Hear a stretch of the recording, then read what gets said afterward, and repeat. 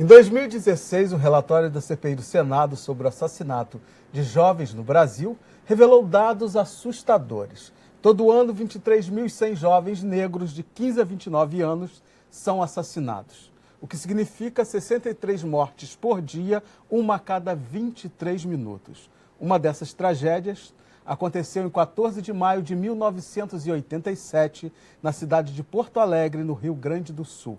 Uma história revoltante, contada no documentário O Caso do Homem Errado, de Camila de Moraes.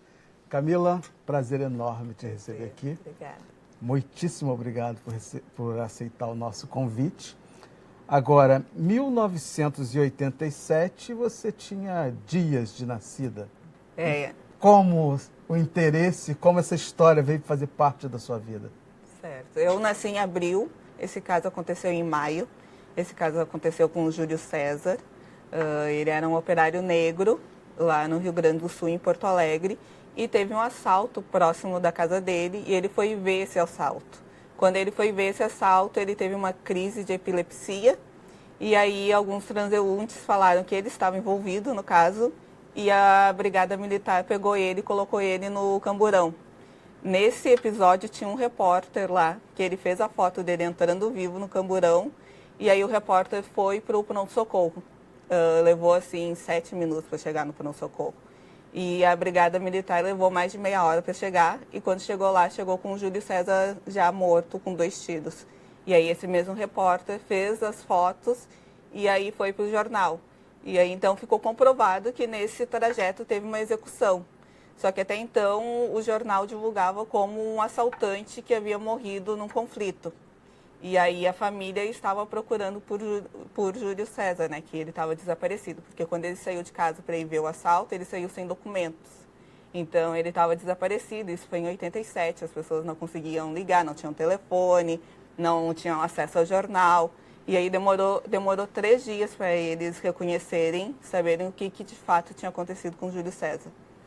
E aí, quando eles descobriram que Júlio César tinha sido assassinado, eles entraram para pedir justiça. Então, foi o movimento negro, junto com o movimento de direitos humanos e os repórteres, o jornal, a imprensa teve um papel fundamental também, para dizer que não, Júlio César foi confundido por ser negro e executado pela segurança do estado do Rio Grande do Sul. E aí, então, esse episódio, pela mídia, ficou conhecido como o Caso do Homem Errado, que é o nome do documentário. E aí a gente faz esse filme também porque eu escuto essa história desde criança dentro de casa, porque Júlio César era irmão de criação do meu pai e padrinho do meu irmão. Então, há 30 anos, a gente vem escutando essa história. E isso aconteceu em 87 e até hoje continua isso.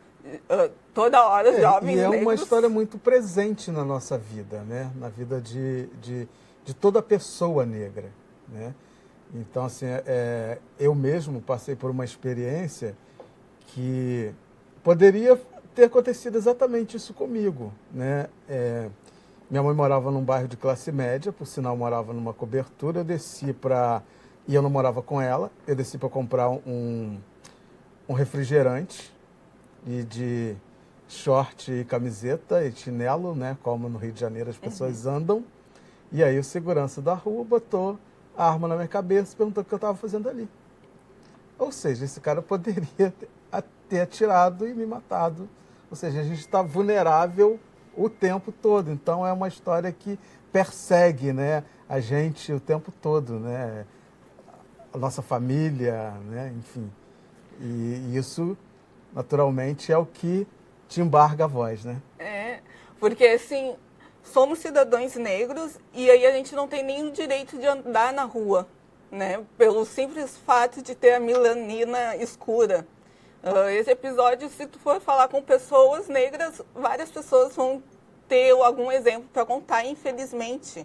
Infelizmente, no Brasil, o que mais se mata é jovens negros todos os dias. Por minutos está sendo um jovem negro está sendo morto. E aí não é só um jovem negro que morre. É toda uma família e toda uma estrutura. É a sociedade que está se matando. É a população negra em geral que estão matando. E aí isso vem do racismo. Um racismo estruturante e que o Brasil continua e praticando esse racismo, não busca soluções práticas para eliminar isso. E nem tem e nem quer, né? Nem quer, eles não querem terminar com o racismo.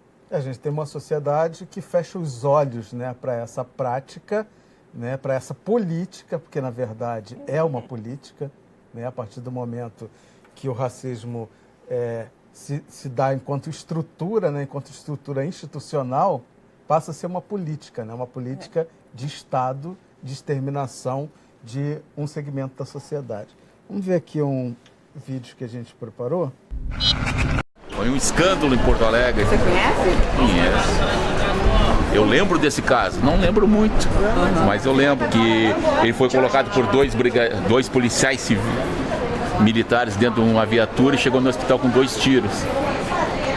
Isso eu me lembro, eu estava no quartel ainda. Foi na década de 80 isso aí. Isso, foi em 87. Então, o nome dele é Júlio César. Em 87, ele foi confundido por um assaltante, sendo assaltante, e a polícia executou ele. Aí a gente está fazendo um documentário sobre essa história. Júlio César, esse caso ficou muito, eu gravei muito certo. Eu não lembro o sobrenome, mas Júlio César eu lembro. Ainda lembro que a viatura da brigada era um Fuquinha. Isso, 285. Isso aí. O repórter da Zero Hora, não lembro o nome, bateu uma foto, saiu na primeira folha no jornal no dia seguinte, na Zero Hora. Por que ele foi confundido? Não pode. A polícia não pode confundir um cidadão. Ninguém vai num bairro rico confundir um empresário com um ladrão. E o que mais tem lá é isso. Na época até fiquei revoltado, porque foi muito revoltoso, né? Porque ele entrou dentro do carro só sangrando e chegou no hospital com 2 tiros. Essa é a história. E agora mesmo, neste momento, tem algum Júlio César sendo assassinado pelo Estado. Isso aí é que dói mais, né?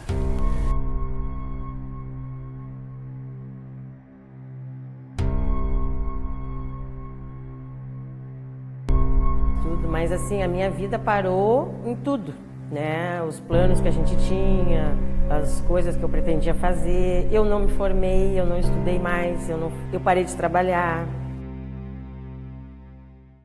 Como é que foi esse processo de mergulhar nessa história? Uma história que você já sabia, uma história que tinha saído nos jornais, que você ouviu a vida toda, mas mergulhar dentro dessa história, ir atrás das pessoas, fazer esse trabalho de pesquisa. Como é que foi isso para você, enquanto uma mulher negra e que sente na pele essa dor dessa tragédia? Então, a gente começou a ter a ideia de querer gravar esse filme em 2010. Então, a gente levou, assim, 7 anos para conseguir gravar. A princípio ia ser um curta, aí a gente tentou edital, tentou financiamento coletivo, a gente fez uma campanha de financiamento coletivo, aí não conseguiu, acabou que a gente conseguiu fazer uma parceria com uma produtora independente do Rio Grande do Sul. E aí, em 2016, que a gente começou a gravar. Então, nesse período que a gente conseguiu essa parceria e começou a gravar, a gente começou a fazer uma série de pesquisas, de fato, para poder achar as fontes, achar os policiais envolvidos, ver quem é que ia falar, quem não ia. E aí, é um processo bem difícil, bem doloroso, mas que a gente sabe que é necessário falar. De alguma forma, é necessário debater isso. Então, a gente ficou 2016 todo o ano gravando. Uma das fontes se mudou, morava em outro estado, mora em Brasília, e a gente foi para Brasília para gravar com essa fonte também. E aí, dentro do filme, a gente conseguiu que tivesse a viúva, a Jussara Pinto, alguns familiares, aí tinha gente do movimento negro, pessoas do movimento de direitos humanos, agentes de segurança pública. E o filme, que era para ser um curta, virou um longa-metragem. E os policiais, você conseguiu falar com alguém? A gente conseguiu falar com eles, mas eles não quiseram dar depoimento.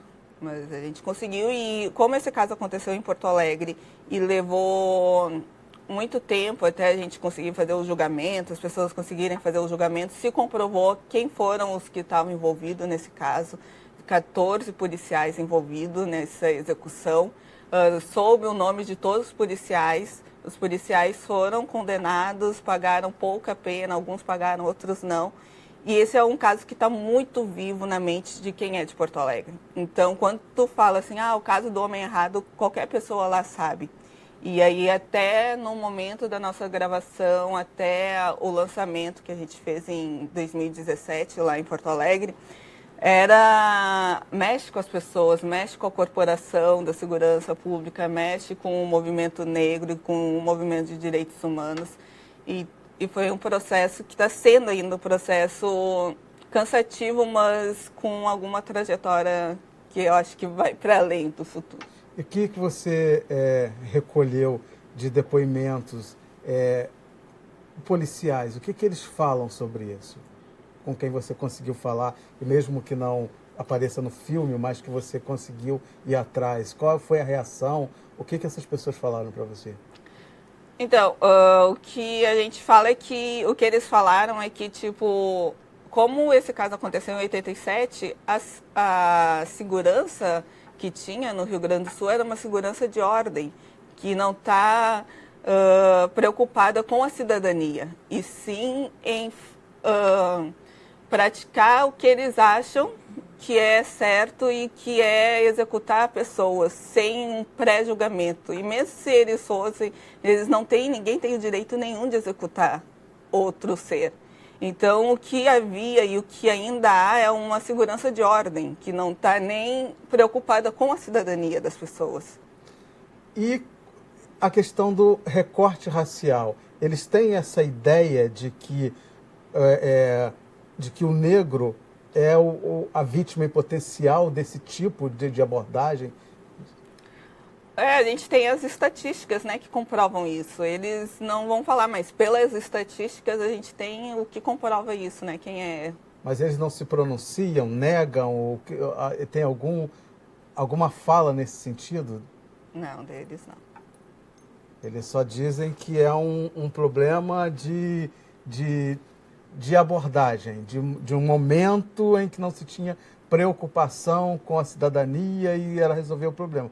Mas e a gente está vivendo isso exatamente da mesma forma até hoje, com toda a informação, com toda a tecnologia que está aí disponível para registrar tudo, e essas coisas continuam acontecendo, ou seja, a política é a mesma. Essa semana aqui no noticiário apareceu uma troca de tiros numa comunidade e estava sendo filmaram eles botando um corpo negro, 4 policiais dentro da viatura no camburão, naquela parte ali da mala. E, tipo, ninguém fala nada. É mais um corpo negro que está sendo morto e ninguém... É naturalizado, né? A gente virou o quê? Dados e ninguém fala nada, ninguém nem aí. O Júlio César ainda teve a sorte que tinha um repórter que fez as fotos, teve a família envolvida, todo mundo. Mas se não tivesse, até hoje iam estar procurando por ele. E quantas outras pessoas que estão procurando, sabe, que morreu por ter a cor da pele escura. É isso. Eu vou ter que ir para o intervalo, mas já já a gente está de volta.